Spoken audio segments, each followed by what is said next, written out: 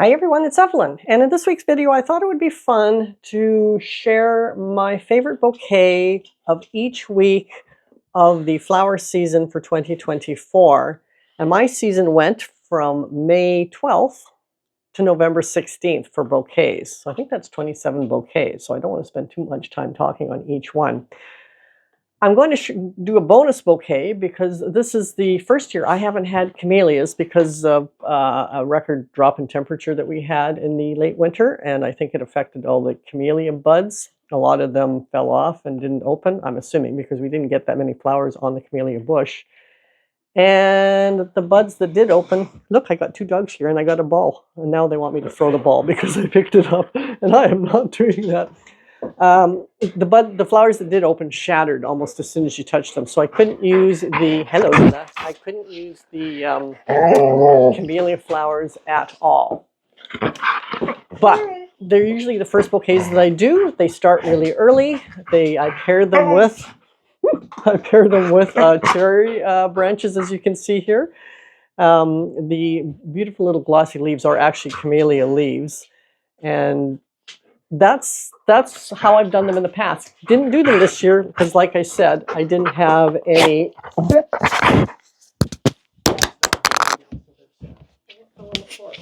Sorry about that. Turns out the magnet that goes underneath the mic on the shirt's too thick, so I was having a hard time getting it to stay on anyway, so now it's clipped onto my top. So the first bouquet, I have no idea where I finished off. The first bouquet of the season was for the week of May 12th to 18th, and I'll have the weeks on each photo as I put it up.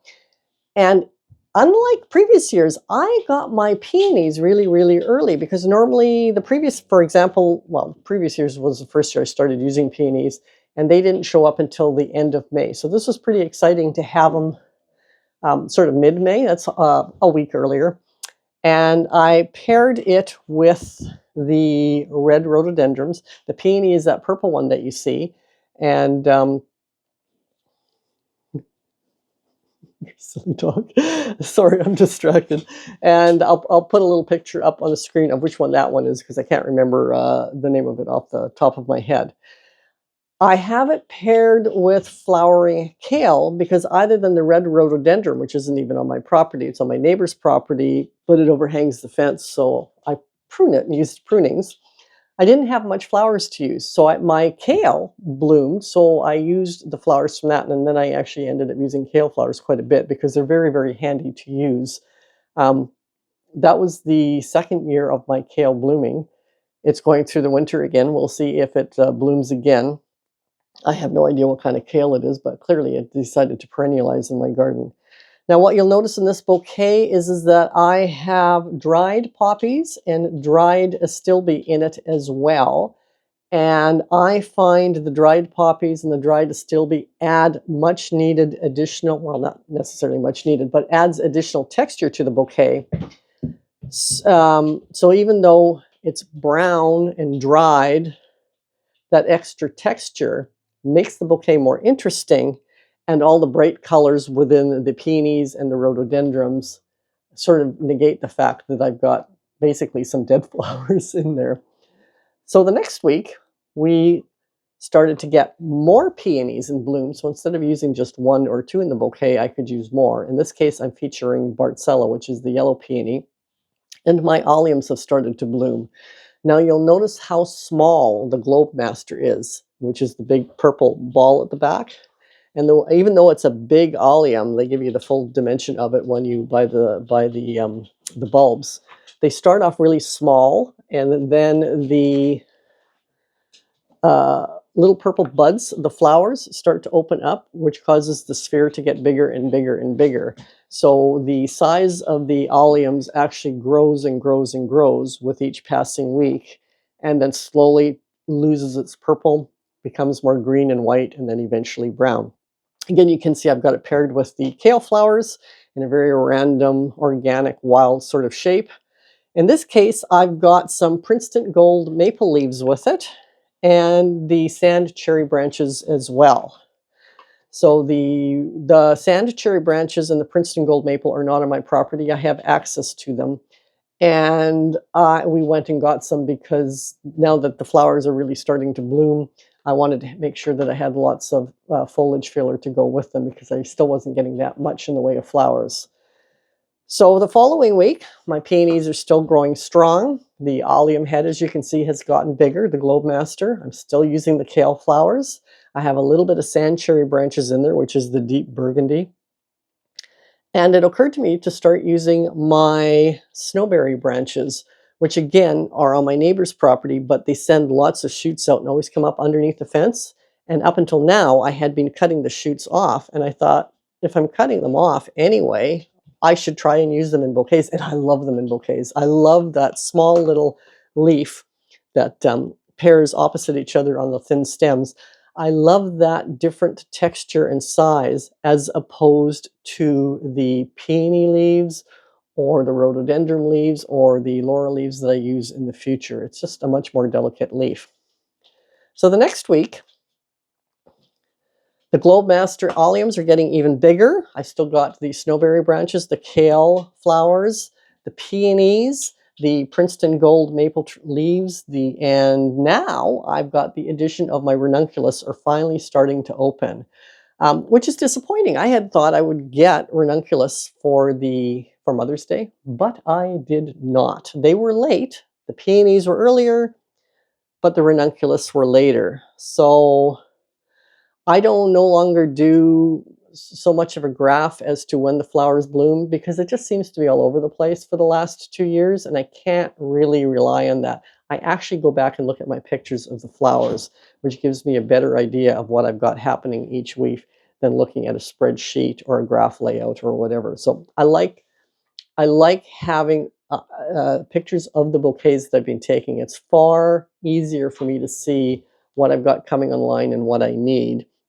And I was really good last year about taking a picture of every single bouquet that I made. That's the first year I've been really good at that. Now, if you're enjoying this video, and please give it a like because that really helps me with the algorithm. And now let's continue on with the next bouquet. So here now, I don't have peonies anymore. I mean, this bouquet was taken on June 10th, and the peonies basically been going for at least 3 weeks. And I don't appear to have peonies anymore, or at least not in this bouquet, which means I probably still had some, but they weren't in every bouquet. But I'm getting the ranunculus more online. And I've got the pink amandine ranunculus as well as the white. I can't remember what the pink's called. I'll put it up on the screen. And instead of having kale flowers, my parsley had started to go to flower, and I really liked the green umbels of the parsley. So I've added those to the bouquet as well as sand cherry branches. The next week, you can see that the Globe Master allium has gone quite a bit bigger. I've got the parsley umbels in there. I have started using laurel branches for greenery because the laurel tree, which again is on another neighbor's property but hangs over the fence, is starting to grow for the season. It grows really, really fast. I have to keep pruning that back. I'm using the pruning. So I'm starting to use those because it's starting to put on its size. And I've got the first week of black button bachelor buttons with one poking out the top next to the parsley umbels.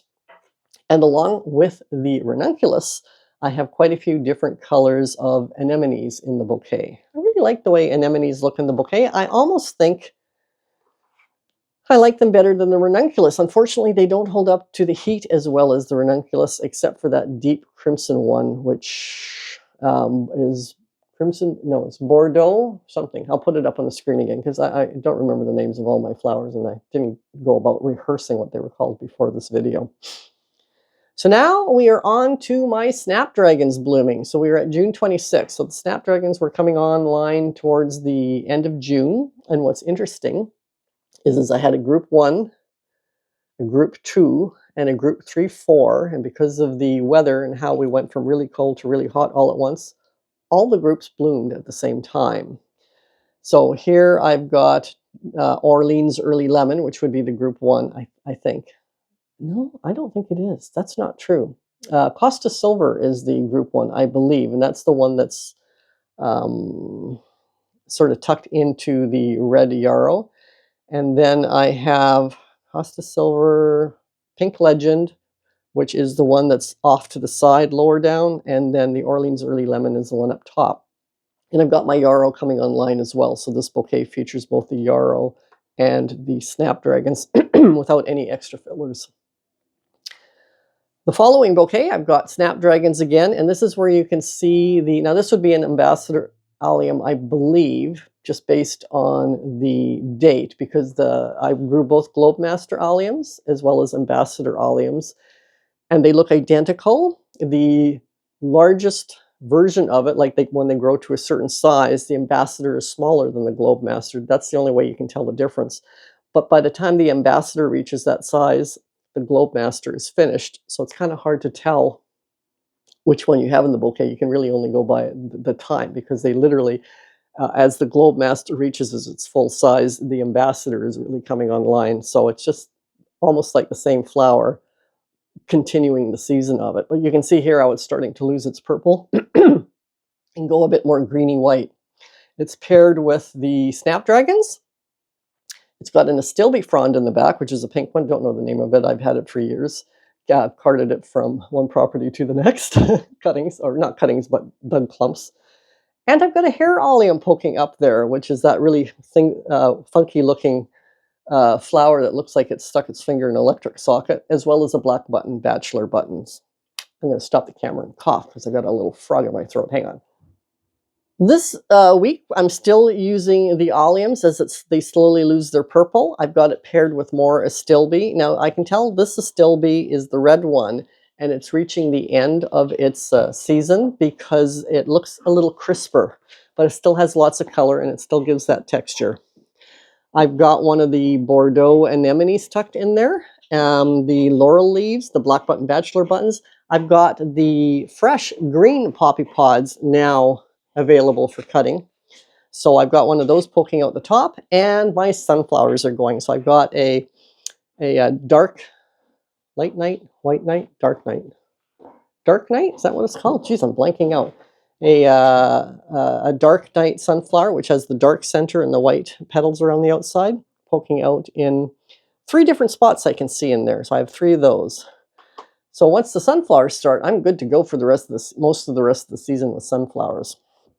Following week, again, I've got the same dark night sunflower. I've got 2 Wizard of Oz ball dahlias.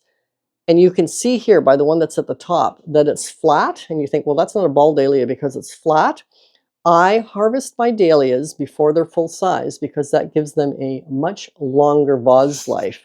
So I don't wait till they're a full circle. I wait till they're open enough on the top and then flat at the back. And that's how I use them in bouquets. Oops, sorry, that was me pushing Esri off me, and I pushed her into the table that has my stand on it. There is an allium in there, but you can see it's now brown. It's gone dried, but I still used them because they add that sort of interesting texture. And then it's got the slightly starting to dry Astilbe poking out the top, and of course more green poppy pods and the laurel leaves. We're now into the 3rd week of July, and this bouquet has sunflowers. It's got a sweet Fabian ball dahlia, which is a little bit pinker than the Wizard of Oz and also a little bit bigger. There is a dinner plate dahlia. You can just sort of see the way the bouquet kind of folds around it, but I can't really tell which one it is. I've got borage in there, which is the little blue flower, which I absolutely love. So it must have been a cloudy day, because otherwise it wouldn't have held up well at the flower wagon. Lots of green poppy pods. Petra's Wedding is another ball dahlia I can see in there, and sunflowers. I can see there's an orange sunflower at the center of it, just poking up through the top there. And also, what is that purple? Oh, you know what that is? That's an Addison June mini ball dahlia. I had one plant of those, and I really didn't like using it. If you're enjoying this video and you've already given me a like and you're not subscribed, consider subscribing. Really appreciate it. And now we're on to the end of July. And here I've really gone full tilt boogie with the dinner plate dahlias. The fuchsia and yellow one is Lindsay Michelle. The crimson one with the white frosting sort of underneath the petals, That is AC Loomis. You can see there's a gold light sunflower in between them. I have some white marjoram and some purple marjoram just sitting above them. Black button, bachelor button sitting up high, as well as some green poppy pods. The next week is one of my favorite bouquets of the year. If you've been following me, you'll know why. It is when my Canary Brilliance Ito peony put out a second flush. So here I am in August, and I've got an Ito peony blooming, and that's the soft, the very, very, very soft, salmony, peachy kind of color. Just can't. Every time I look at it, I can't believe I had a peony that my Canary Brilliance peony bloomed in August. I've since learned, thanks to one of my followers, that that is the only peony that will do a second flush, and it doesn't do it always. So I'm really, really hoping it does it again for 2025. Now with it, I have my Firelight Hydrangea, which I purchased at the beginning of August, and I think it looks really great in there. I really enjoyed using the Firelight Hydrangeas. I would like to increase the amount of that I have. I can't plant it in the ground because I don't have enough room, so I've got it growing in a pot. I potted it up. I've got it growing in a pot.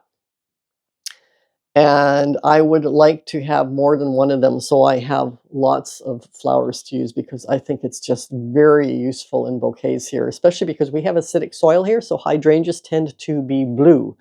So that beautiful rosy white one is just unique enough that it doesn't look like something everybody has in their yard.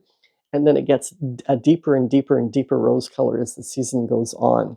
Anyway, I've got it paired with purple marjoram and orange, a gold light sunflower, probably a couple of them. Green poppy pods again. And yeah, just mesmerized by having that peony in there. So we're now into August for sure, and I believe this is my first gladiola that bloomed, and it's espresso gladiola, and I loved it. It was my first year growing glads at all, and I really, really loved using them. Now, unlike other people who harvest it as soon as it starts blooming and then they snap off the top so that it's not too long, I did it the other way around. I waited till a little bit more of it opened up, stripped off the dead blossoms at the bottom so that the top of it was more in line with the overall shape of the bouquet. I've got it paired here with orange sunflowers, purple marjoram, green poppy pods, and laurel leaves and something around the back, probably a dahlia, and just can't see it in this bouquet. So then we move on to this bouquet, and this has a dahlia that I had tried for the first time this year, and that is Cafe au lait rose, and the color of that dahlia I am smitten with. I've got a glad paired with it. You can just see part of it poking out the back, and that beautiful deep bluey rose tone paired with that sort of deep burgundy red espresso gladiola. I really like that combination. And then of course the contrast with the orange sunflower. Again, green poppy pods and some purple marjoram poking up the top, and laurel leaves down around the bottom. So the following bouquet, I have AC Ben, which is an orange dinner plate dahlia. It is a late bloomer. Like, I don't get any blooms from it in July, I don't believe. It's one that starts late. But that's okay, because that orange color is really useful in the fall. So I don't mind that it's not one that blooms straight through the whole dahlia season, but tends to start a little later. But it is good to know that it does, because if you're wondering, why isn't this dahlia blooming? It's because it just doesn't in the heat of the summer. It waits till the temperatures start to cool a bit before it starts blooming again. This one I've got paired with White Night sunflowers. I've got it paired with second flush snapdragons, which would be Costa Silver, because I had removed the other two colors to make room for another succession of sunflowers. Of course, the laurel leaves. My cosmos, I decided to stop deadheading. I was deadheading them all so that I would just use the foliage in the later part of the season, because I like the softness of it. And if you deadhead your cosmos, they get thicker stems, stronger stems, and bigger froth of the foliage. But I hadn't deadheaded them for a bunch of days because I was just simply too busy. And they started blooming, and then I thought, you know what? I really like these. I'm going to use them in bouquets. Now, they're all the double clicks, because I had always thought if they bloomed, I wanted the double clicks because the double clicks have so many petals in them that if one falls off, you don't notice it. Versus the varieties that just have one row of petals, if one falls off, it's pretty obvious. So now we have another bouquet that has the Firelight Hydrangea. And as you can see here, it's lost its light white tone and it's paler pink and is now more of a deep rosy shade, which pairs very nicely with the Labyrinth Dinner Plate Dahlia that's off near the top. I've got a white light and a white night sunflower, and up through the top you can also see more cosmos and snow puff, I believe, as well as a Costa Silver snapdragon. We are now into September, and this bouquet is another exciting thing for me. We had a really dry, it was a very dry summer straight through into the end of the summer. Normally we get a lot of rain the last week in August, and the snowberries, when they put out their berries, which is about that time, they just kind of turn to mush. So they look great from a distance, but they never look close up front. But we didn't get any rain until the end of September. So the snowberries were all there for the harvesting and using for bouquets. And I absolutely love using them. I love that little round white berry sparkling out of the bouquets. So I may have to pull up some of the shoots, pot them up, and then when we have rainy weather, scoot those large pots of snowberry plants under shelter so that they don't get rained on. Because again, this year when the rain started, it was the same thing. You started to find lots of brown, mushy snowberries on the branches. So it was hard to find a branch that had a good looking number of snowberries on them. But anyway, this is the first bouquet that I made that had snowberries.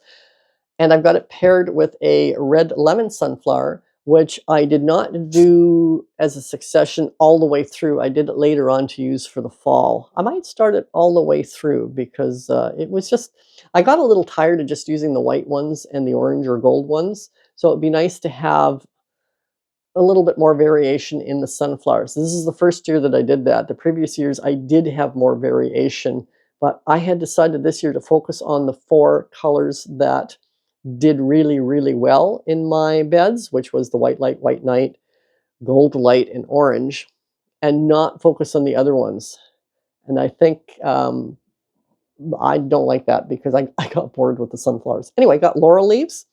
Again, I've got a Labyrinth Dinner Plate Dahlia in there. It looks like I've got some Costa Silver sunflowers, but really to me the stars of the show are those snowberries. This bouquet, again, has a glad in it. What's interesting about the glads is that they did not bloom all at one time. I planted 80 corms. I planted them basically all in the same spot. I had them in a big crate, and I planted them succession just over like a 2-week period. They didn't succession over 2 weeks. They successioned over one this week, one the next week, and so forth. And I mean, here we are, week 19, and this particular bouquet is actually September 16th. And I still got glads coming up, and I only ended up with 12. So it was very sporadic, the corms that came up to bloom, and really spaced out. I love them enough that I'm trying them again next year, even though I only got 12 to bloom. But what I'm going to do is take, I've dug up the corms, of course, and stored them. I'm going to plant a few here, a few there, and all over in all the different garden beds and see where they do best. I got almost all the corms up. Lots of them are really big. Not all of them are. You can see in this picture here that this is what the corms looked like when I dug them up. I missed a few. I don't know if I did not miss a few. That's not true. I'm short 5, and that's because one of the packages that I got from the wholesaler was actually completely empty. Wasn't a single corm in it. So I'm not short 5 from digging up. I'm short 5 from the original 80, so I really only had 75 to plant. But anyway, with this glad, I have the snowberries, I have the Costa Silver sunflower, I have an Costa Silver snapdragon, orange sunflower, and a red lemon sunflower on the other side, as well as laurel leaves. And as we get into week 20, I no longer have the snowberries because it has started to rain. You can almost tell from this picture, it looks darker, so it's probably a cloudy, rainy day when I put that in. I went and harvested some of the stilby that was still up. Of course, it's lost all of its color because it was blooming back in June, but I didn't harvest all the stalks of it. Some of them I just never got around to. So even though they look dried, they're still soft and malleable. I have a red lemon sunflower, an orange sunflower. I have an Edinburgh decorative dahlia. Tucked around the outside, AC Loomis with its frosted white and crimson. The really, really dark dahlia that you see there is Arabian Nights, and I know it's that one versus Spartacus, which is another dark one that I have that's a dinner plate, but this is not a dinner plate because it's more the same size as Edinburgh, which is not a dinner plate. And of course the Costa Silver sunflowers and the cosmos that you can see facing backwards in this particular bouquet. Next bouquet, I have another dinner plate dahlia that I love, and that's called Thomas Edison with its beautiful purple magnificence. It's another one that seemed to bloom late for me. I have my Costa Silver snapdragons, the Astilbe, the cosmos. Looks like there's a white light sunflower up near the top, an orange sunflower off to one side, a red lemon, and of course the laurel leaves. Week 22. This bouquet has the Spartacus dinner plate in it that I was just talking about how a deep red it is. Well, it is throughout the whole summer, and it is one that starts blooming early and goes right through to the end. But as we got into the shorter daylight hours, because we're now into October, it really lost that deep, deep red color, and it started to get a little bit of orange striping a little bit through it. So it looks completely different than the Spartacus that blooms through the summer. And I'll just put a picture up of what the Spartacus looks like during the heat of the summer. Anyway, up near the top, I have Yarra Falls, which is a dinner plate dahlia, which is white with white ends to the red with white ends to the petals. And it really varies how much white there is and how much red there is. Sometimes it's mostly white, sometimes it's mostly red. It looks like a red lemon sunflower beneath that, more of the Astilbe. I have some dried poppy pods in this one, some cosmos, and of course the laurel leaves. The next bouquet we have was I made on October 23rd. And here I have a Lindsay Michelle dinner plate, but you can see it's really lost its vibrancy because of the time of year that we're in. That fuchsia with the yellow is more like a soft salmon color with the yellow, which is itself not as vibrant. I have a Cornell bronze ball dahlia, an Edinburgh off to one side, and on the other side it looks like is a tartan that is mostly purple, because tartans as well are like Yarra Falls, but they're purple with white in them. Yarra Falls is deep red with white in them. Tartan can have more or less white. Yarra Falls can have more or less white. So they sometimes can look similar, but oftentimes the tartan, the white is more like a streak through it, whereas Yarra Falls, it's always the tips. I don't have any cosmos in this one. I can see some dried poppy pods and, of course, the dried Astilbe. So at the end of October, I have, okay, so here is a tartan dinner plate dahlia, so you can see how it looks with the deep purple and the white on it. Next to it is that's either a Papagena or a Wanda's Auroras.